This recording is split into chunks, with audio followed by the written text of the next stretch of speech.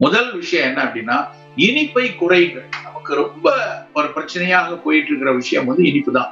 Sweet எடு கொண்டாடுன்னு விளம்பரம் போடுறான். நாம இனிப்பை ஒரு குதூகலத்துக்கான அடையாளமா தான் வச்சிருந்தோம். ஏன்னா ஒரு இனிப்பு போட்ட உடனே மூளையில என்டார்பின்ஸ் ரிலீஸ் ஆறது, மகிழ்ச்சி கொடுக்கறது உண்மைதான். ஆனா இனிப்பை தினம் தினம் சாப்பிடுறதுனாலதான் இன்னைக்கு நிறைய நம் சமூகத்தில் நிறைய சர்க்கரை கூடுனதுக்கான ரொம்ப அடிப்படையான காரணம். அந்த இனிப்பு எது? வெள்ளை சர்க்கரையில் செய்த உணவு. தலை தித்திப்பு கடை கைப்புன்னு நம்ம ஆசாரக்கோவை நூல் சொல்லிச்சு. முதல்ல இனிப்பு தோணும். அவங்க சொன்ன தித்திப்புங்கிறது என்ன தெரியுமா? தலை தித்திப்புன்னா முதல்ல பழங்கள்ல ஆரம்பிச்சு கடைசியா கசப்பும் தோற்புமான தாம்பூலத்தில் உணவை முடிக்க சொல்லிச்சு. நாம அப்படியே தலைகீழ ஆக்கி காரமா முதல்ல ஒரு கொழுத்த சூப்பு. ஏற்கனவே பசியில இருக்கும். அந்த பசியை பல மடங்கு கூட்டி வயிறை புண்ணாக்கி ஓட்ட போடுற அளவுக்கு ஹாட் அண்ட் சோர் சூப். அதுதான் முதல்ல. கடைசியா கொழுத்த தீனி தின்னுட்டு போறப்ப கொஞ்சம் இவ்வளவு ஆன பழம் டெசர்ட். இது அப்படியே தவறு. முதல்ல தித்திப்பு, அது நல்ல பழங்கள், முதல்ல நல்ல வாழைப்பழம், கொய்யாப்பழம், பப்பாளி, ஒரு துண்டு மாதுளை, இது மாதிரி முதல்ல தித்திப்பு எடுக்கணும். கடைசியாக தாம்பூலம் தரித்தல், கசப்பும் துவர்ப்புமான ஒரு தாம்பூலம் தரித்தல் நமக்குரிய விஷயமா இருந்துச்சு. அப்படியான உணவை எடுத்துக்கொள்ளும். அந்த இனிப்பும் மிக குறைவா இருக்கணும். நம்மால் முதல்ல இனிப்பு கொடுக்கணும்னே ஒரு கேசரியை கொண்டு முதல்ல வைக்கிறாங்க. இது நமக்கு தேவையில்லை. அப்படி தலை தித்திப்புன்னா பழங்கள் சாப்பிடும். இனிப்பை குறைங்கள் நண்பர்களே. நமக்கு வெள்ளை சர்க்கரை வேண்டாம். எப்படி நம்ம மது வேண்டாம், கஞ்சா வேண்டாம், அமீன் வேண்டாம், புகை வேண்டாமோ அதே மாதிரி அந்த லிஸ்ட்ல இருக்கிற விஷயம் தான் வெள்ளை சர்க்கரை. வெள்ளை சர்க்கரை வேண்டாம். வெள்ளை கலர் மைதா வேண்டாம். இந்த மைதா அதில் செய்யக்கூடிய உணவுகள், ரொட்டி, பிரெட், பிஸ்கட்ஸ், அதுல வரக்கூடிய நோய்கள். இன்னைக்கு ஒரு கட்டுரை ஒண்ணு படிச்சேன், நேத்து படிச்சேன். குறிப்பா அவர் எழுதுறாரு, நாங்க இந்த பிஸ்கட்டு, கேக்கு, இது மாதிரி மைதா சேர்ந்த உணவுகளை ஒரு 2 மாசமா எடுக்கல. அதுலயே எனக்கு 4 கிலோ எடை குறைந்திருக்கிறது. சர்க்கரை கட்டுப்பாடு வேற எந்த எஃபர்ட்டும் செய்யல. அதேதான்.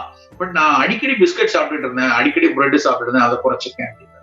அப்ப அவசியம் இல்லாத மைதாவில் சேர்ந்த அது பரோட்டாவா இருக்கட்டும், இல்ல பிரெட்டா இருக்கட்டும், இல்ல என்றால் அந்த பிஸ்கட்டா இருக்கட்டும், அதை தவிர்க்கும். ரொம்ப முக்கியமானது உப்பு. உப்பை நிறைய குறைக்கணும். ஏன்னா உலக நாடுகள்லாம் பயன்படுத்துற உப்பை விட நாம கிட்டத்தட்ட 2.5 மடங்கு அதிகமா உப்பு பயன்படுத்துறோம். நம்ம தமிழ் சமூகம் வேற உப்பிட்டவரை உள்ளளவும் நினைன்னு சொல்லிச்சு, உப்பில்லா பண்டம் குப்பையிலேன்னு சொல்லிச்சுனால எல்லாத்துலயும் உப்பு போடுறான். உப்பு போட்டியாப்பா, உப்பு போட்டுட்டியான்னு கேக்குறாங்க. சாம்பார்ல உப்பு போட்டியா, இதுல உப்பு போட்டுட்டியா, அதுல உப்பு போட்டுட்டியா, இதெல்லாம் பார்த்தாலும் மோர்ச்சோருக்கு கொஞ்சோல ஊறுகா. அந்த ஒரு ஊறுகால ஒரு நாளைக்கு தேவையான உப்பு இருக்குங்க. ஒரு நாளைக்கு நமக்கு 4 கிராம் உப்பு போதும். ஒரே ஒரு நாள். நீங்க நிறைய பொறியாளர்கள்லாம் இருக்கீங்க, கணித மேதைகள்லாம் இருப்பீங்க. கொஞ்சம் கணக்கு போட்டு பாருங்களேன். ஒரு நாளைக்கு நம்ம ஒரு வீட்டுல எவ்வளவு உப்பு சாப்பிடுறோம்? 4 கிராம் இருக்காது. கிட்டத்தட்ட ஒவ்வொருத்தரும் 9 கிராம் 10 கிராம் சாப்பிடுவோம். நீங்க 1 கிலோ எவ்வளவு வாங்கிட்டு போறீங்க? உங்க வீட்டுல உப்பு எவ்வளவு காலியாகுது? எல்லாத்தையும் இது இல்லாம 1 கிலோ உப்பு மட்டும் கிடையாது. நீங்க வெளியில கடையில வாங்குற மைசூர் பால்ல கூட உப்பு இருக்கும். ஒரு இனிப்பை தூக்கு கொடுக்கணும்னா உப்பு சேரணும். என்ன ஒரு பொருள் பாதுகாப்புக்காக சேரணும், உப்பு சேரணும்.